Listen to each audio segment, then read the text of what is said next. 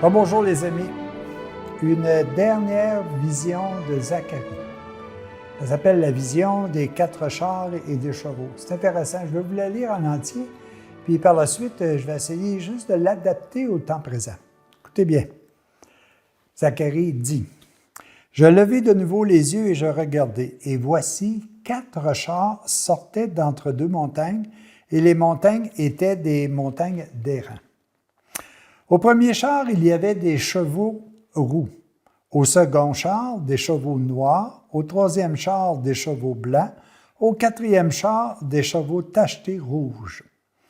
Je pris la parole et je dis à l'ange qui parlait avec moi: « Qu'est-ce, mon Seigneur? » L'ange me répondit: « Ce sont les 4 vents des cieux qui sortent du lieu où il se tenait devant, le Seigneur de toute la terre.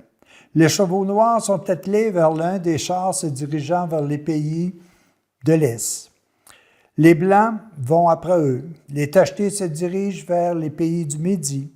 Les rouges sortent et demandent à parcourir la terre en entier. » L'ange leur dit: « Allez, parcourez la terre. » Et ils parcoururent la terre. Il m'appela et me dit: « Vois, ceux qui se dirigent vers le pays vont reposer ma colère sur le pays du septentrion. » Oublions ces petits mots qui bien souvent ont de la misère, mais vous savez, ces chars-là, ça représente les multiples doctrines qui vont nous envahir.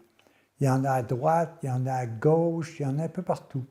Et on ne peut pas nécessairement juger quelle est la meilleure ou quelle est la pire.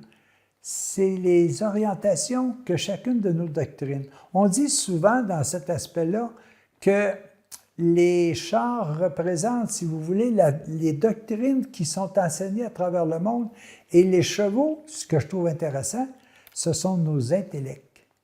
Est-ce que nous suivons? Quel cheval nous suivons?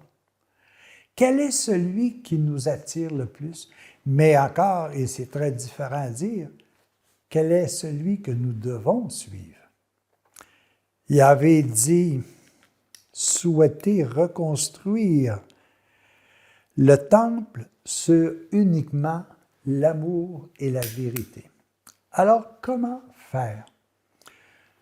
Sur Terre, nous avons une multitude de doctrines.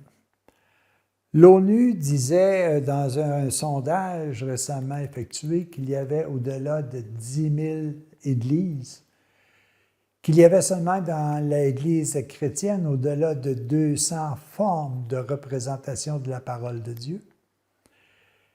Et tout ça fait un fouillis à travers ces 2 immenses montagnes qui sont et ma nature terrestre et ma nature divine.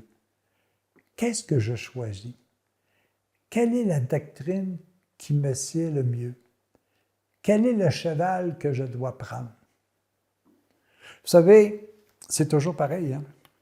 Il s'agit tout simplement d'en prendre un et de vérifier en l'appliquant pleinement si cela nous satisfait, si cela nous permet d'être heureux. Pas satisfaire, j'efface le mot satisfaire. Si cela nous permet véritablement d'être heureux.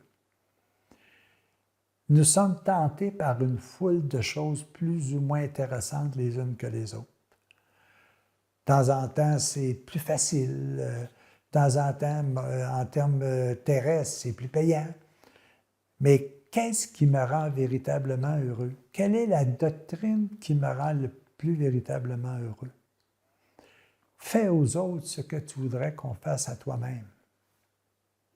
Ne fais pas aux autres ce que tu ne voudras pas qu'on te fasse. Aimez-vous les uns les autres comme Jésus vous a aimé. Si vous les mettez en pratique, vous allez trouver véritablement le char et les chevaux que vous devez suivre. Mais pour cela, il faut travailler. Pour cela, il faut essayer. Pour cela, il faut être en mesure d'aller jusqu'au bout de l'efficacité de ce que l'on reçoit. On lit énormément de choses. Qu'est-ce qu'on met en pratique? Mettre en pratique veut dire venir vérifier si ce qui est dit correspond à mon bien-être.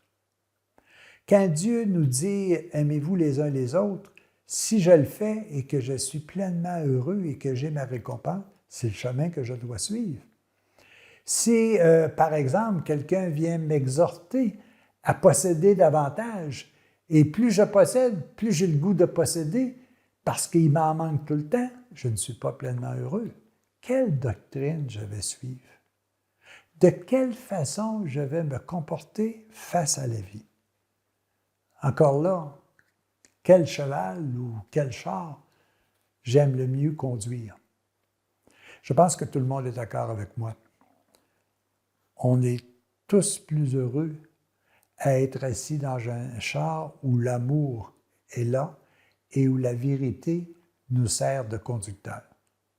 À nous de la chercher. Mais pour la chercher, il faut véritablement travailler.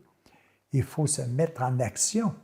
Il faut vérifier la parole. Il faut scruter, approfondir la parole. Peu importe laquelle vous choisissez, allez jusqu'au bout et faites en sorte de voir si elle correspond à votre bonheur. Si tel est le cas, vous avez le bon véhicule. Alors, Zacharie nous disait ça il y a 500 ans avant Jésus-Christ. C'est encore tellement vrai aujourd'hui. On a tellement le choix de choisir ce qui nous convient. Mais je peux vous dire une chose, que peu importe le temps que ça va prendre, le char qu'un jour vous aurez le goût de prendre avec les chevaux qui vont vous guider, c'est le char de l'amour et de la vérité. Bonne promenade, les amis.